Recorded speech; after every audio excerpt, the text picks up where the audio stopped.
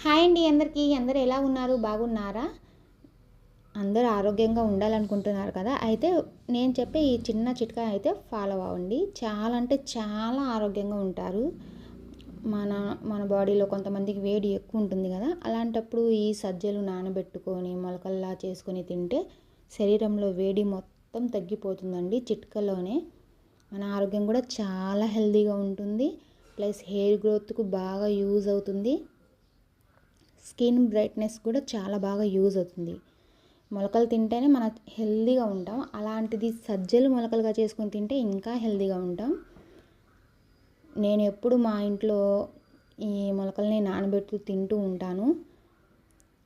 వారంలో 2-3 రోజులైతే కంపల్సరీ తింటూ ఉంటానండి.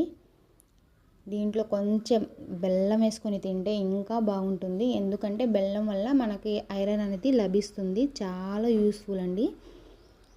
ఆరోగ్యంగా ఈ కాలంలో చాలామంది 30 ఇయర్స్ రాగానే చాలామంది మోకాళ్ళ నొప్పులు అంటున్నారు. అలాంటి వాళ్ళకి ఇదైతే చాలా బాగా యూజ్ అవుతుంది.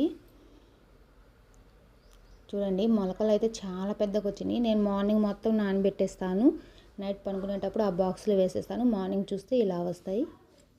నా వీడియో కనుక మీకు నచ్చితే లైక్ చేయండి, కామెంట్ చేయండి, షేర్ చేయండి. ప్లీజ్ సబ్స్క్రైబ్ చేసేసుకోండి. Thank you for watching. Bye bye.